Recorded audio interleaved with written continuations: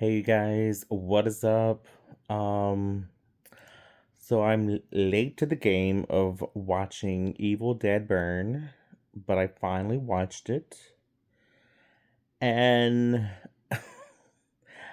I am really impressed with this movie. Like Evil Dead Rise, it really exceeded my expectations. This one, I think after that movie, I was just like, oh, I can't wait for this movie, you know? And as I watched it, I felt like the story wasn't that great. I felt that it kind of was dragging, and um, I don't know. I think that, and then it was obviously a lot of CGI, and it's kind of a letdown. You know, I don't know, but I mean, like some of the gore, that was pretty cool. Not as cool as Evil Dead Rise, but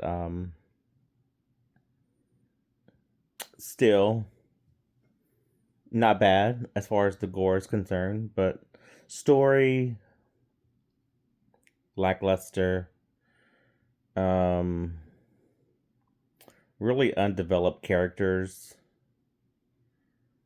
and just chaos with the family. I'm like, what the fuck, right? Um, but if you have not seen this, then I'm gonna dive into it and give my full review on it. But I guess if you have seen it, then you already know. You already know. Anyway, so um, after the loss of her husband, a woman seeks solace with her in-laws as one by one they transform into deadites. She comes to discover that the vows she took in life survive even in death. Um,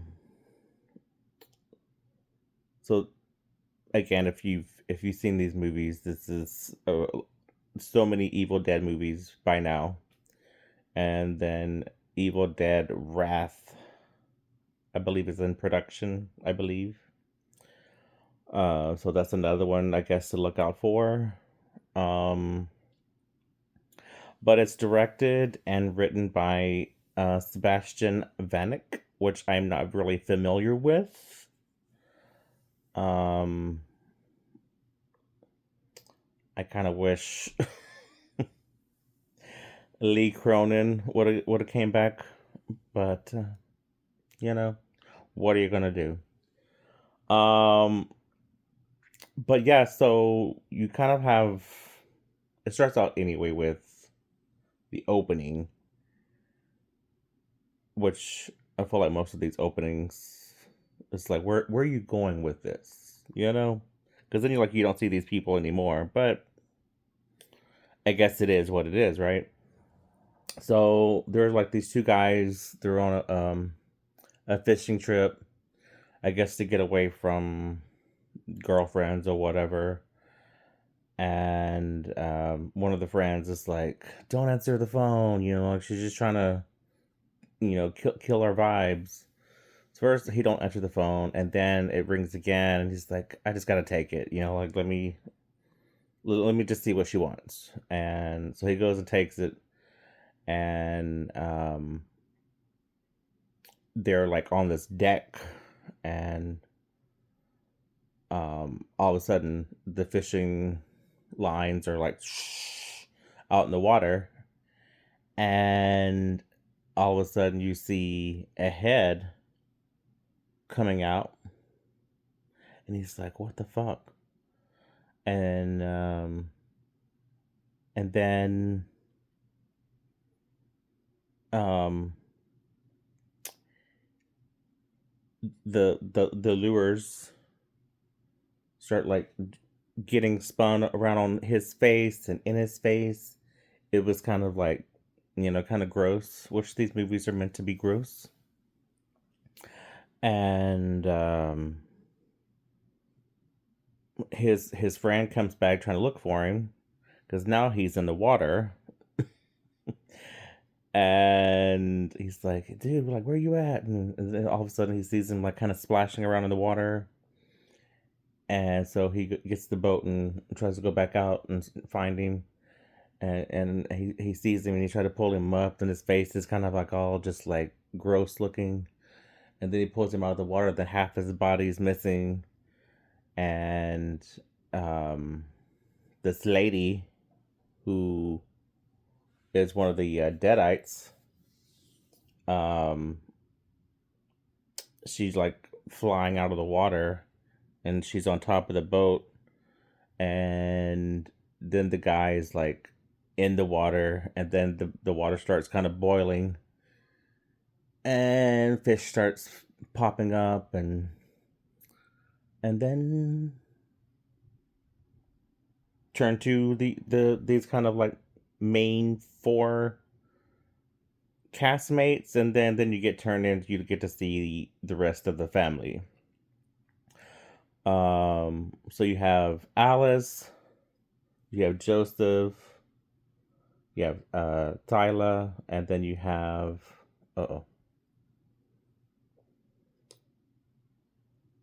you have Will. Then you get to see um the father, who is played by, I mean, not played by, who is Edgar. Then you got Polly and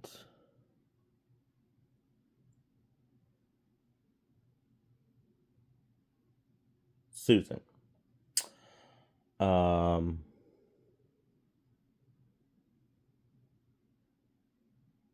Alice and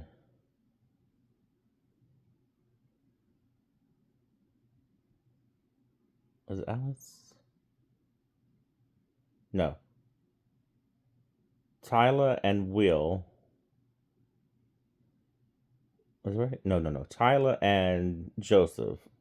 I'm sorry, I'm trying to remember their names. I know Joseph, he was like trying to be like the goody two shoe son, but then his father apparently hated him. He wasn't anything like Will.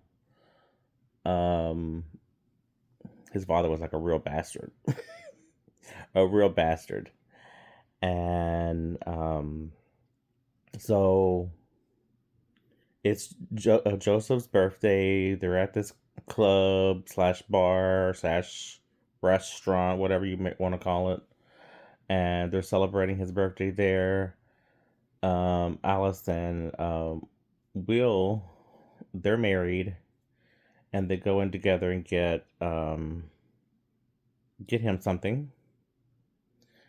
A $1,000 pen. First of all, I don't know who's paying that much money for a pen, because it's a pen, right? It's a pen. But whatever. I guess if you got money like that, you got money like that. You're gonna spend them on some bullshit. And then Alice likes to take photographs, and so she took a photograph of them, and that was kind of her gift to him.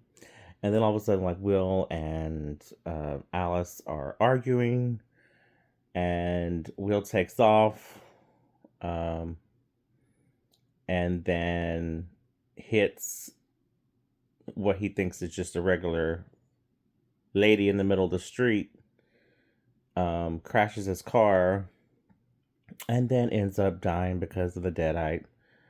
And then that's being passed on now to his family throughout, you know, it being followed, right? Um, so yeah, like one by one, they're kind of being kind of knocked off, if you will, being turned into a deadite, going from Will to then to Edgar, then eventually getting into Tyler, or Thyla, however you pronounce her name. And then Polly, and then to Susan. And it was like almost like Alice and Joseph were the last ones standing, but then Joseph ends up dying as well, and Alice was the main survivor throughout this all. Um, but it was just very mid for me. Like I said, it didn't stand up to um the last one, which is Evil Dead Rise. And again, I had high hopes for this movie, but it was just meh, you know. But again, I guess I wish the storyline was a little bit better. I think that was kind of like what made me, I guess, not like it as much. But it was just meh, you know. Everything else, like the kills, the blood, all that, the gore, pretty good, pretty good. But again, comparing it, you know. Anyway, so let's dive into some review. Summary is saying reviewers say Evil Dead Burn delivers jaw-dropping practical effects and relentless, intense, thrilling moments that kept audiences on edge with um Sohelia Jacob's fierce lead performance standout. The extreme gore and creative body horror are exceptionally brutal, though some found it lacking genuine scares. However, weak character development, inconsistent pacing, and thin writing significantly direct from the experience, making it difficult to connect emotionally, despite the visceral spectacle and interesting family dynamic themes. So let's see. One gives it a 6 out of 10, a brutal, story free bloodbath. Story free is pretty much is where it is. So this was from July 10th of this year, because it came out this year, obviously. The 2026 supernatural horror film is a mediocre, below average endeavor that completely struggles to find a cohesive balance between its excessive violence and basic storytelling. It focuses on another chaotic night of demonic possession inside a scheduled home, proving that a classic franchise can quickly fall apart when the presentation relies entirely on non-stop shocking elements instead of an actual plot structure. The main cast provides decent, high-quality backing as they endure absolute torment, but their characters feel incredibly flat and secondary to the over-suffered carnage. The script drops and any meaningful content clearly on the trading genuine psychological suspense and deeper character development for quick gags and predictable several tropes that offer zero unique substance.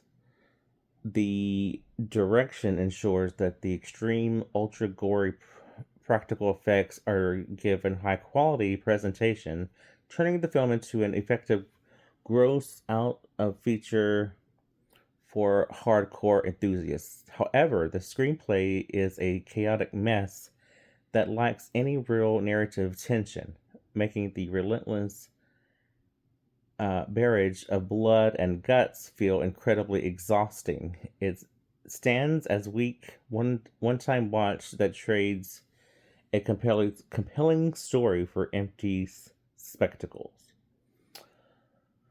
I'd probably agree with that, and I might even myself give it a 6, just by watching this movie. Ooh, this is a long one. 7 out of 10. Great Carnage, Wasted Mythology. Evil Dead Burn arrives with a simple promise. the meanest, nastiest entry this franchise has ever produced on that front. It delivers completely.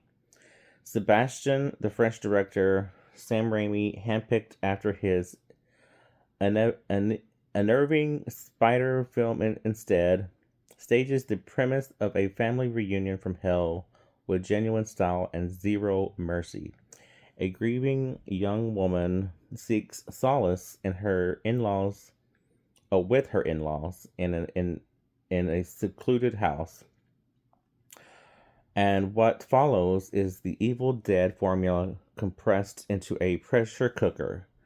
The people who are supposed to love you turning one by one into things that remember exactly how to hurt you. The family angle gives the carnage a nasty intimacy the franchise has been circling since Rise, and Vanek pushes it further than any entry before. The craft on display is real. Um, Sohelia makes a fierce physical lead who earns her place in this franchise lineage, a battered final woman. The practical gore effects are inventive to the point of being show offish. And the sound design turns every quiet moment into a threat. There is one set piece in the middle that I will not describe and will not forget. The kind of scene and an entire cinema reacts to out loud as a sensory assault, which is exactly what the director said he wanted to build. Burn succeeds. I should be honest about the calling. I'm sorry about the ceiling, though. It grossed me out far more than it ever scared me. Where the best horror lingers in your head afterward, the film leaves entirely in the moment of impact, and once the credits rolled, the dread evaporated, leaving only the memory of the mess. My real frustration sits deeper, and it applies in the whole modern franchise. Evil Dead is setting on some of the best mythology in horror. The Netrum Demonto itself, where it came from, what it actually summons, the rules and rituals around it, the fools throughout history who try to use it to destroy it. That lore is fantastic, and there are so many stories hiding inside it. Give me the doomed expedition that sets out to destroy the book. Let them believe that they have a chance, and let them fail in a horrible way. The games have played in that space. The films keep refusing to burn. Oh, sorry. Keep refusing to burn gestures at the deeper story. A grandfather's research book bookends the plot and then uses the mythology the way every entry does as a as an ignition switch for 2 hours of possession carnage. It works, but it is the least interesting thing this material can do. So the verdict splits clearly.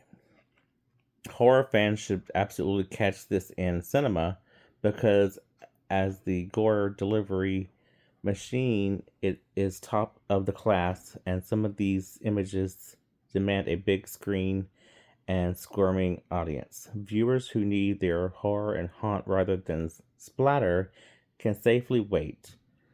And somewhere in between sits my hope for this franchise. The next one is reportedly going to the back to the beginning, and if it finally trusts at its mythology as much as the blood budget, Evil Dead stops making fun films and starts making great ones. Burn is a very good time. The masterpiece is still inside the book. That was a lot to read there. I don't know why reviewers want to make something so long. See, this is a better one, okay? This one is a 6 out of 10 as well. Until CGI ending, then it lost my respect. Who approved the CGI ending of this film? There is absolutely no way possible they created 99% of this movie the way they did and didn't run it on purpose. I'm sure there were CGI in there with the eyes and other things, and it all worked until the end. So why put it to the garbage CGI in there at the end? There is no way um there is no way they didn't know that looked like absolutely crap. It's like they were watching CGI on its first day of creation. Horrible ending. Horrible. Yeah, I'm going to make it a big deal out of it because I'm completely changed. Because it completely changed the movie. It's all as real and gruesome as they could make it, and then all of a sudden they put 1994 crappy effects in there. Small, low budget movies and are gonna make winning, and one of the reasons is because of this. The ending dropped the movie's rating significantly for me. If I find out that any other Evil Dead movie that comes out has this CGI, I like that, and I will not go see it. Okay. I mean, like I said, there's a lot of CGI in there. Um, but I get it, like that ending, again, like if you've seen it, you know what they're talking about. It just, I don't know. I don't know what they were thinking, but it's in there. Okay, I'm not gonna read this one. This is way too long. But this is another 6 out of 10. Just saying death is not the end, and we're gonna leave it at that. Because I mean, look at this. Like they're writing a fucking um a story.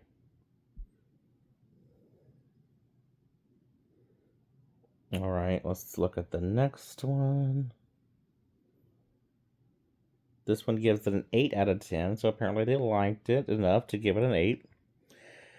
If you've never seen any Evil Dead movie before, you might want to practice before seeing this one. Bruce Campbell.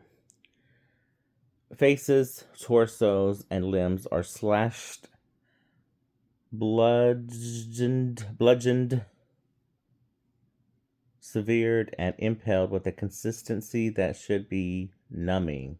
Yet the proceedings are never wearisome, both because Vanek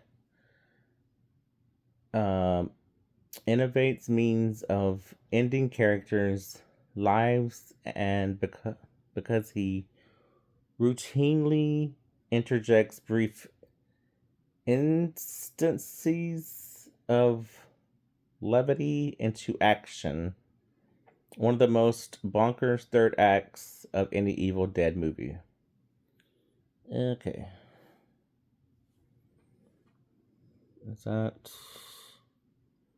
Yeah, so that's kind of the end of the reviews. But yeah, I mean, it was just very mid for me. I think I'm gonna stick with a 6. It didn't really do anything for me, and I hate to say that because I do like the Evil Dead movies. But it was just, again, it was just kind of meh. But if you've seen this movie, again, because it's been out since last month, yeah, like kind of yeah, early July. Again, so I like I said, because I just now got to it, and but yeah. Anyway, so if you've seen it, let me know what you thought of it. If you haven't and you plan to watch it, also let me know what you think of it. Um, but yeah, that's it for me.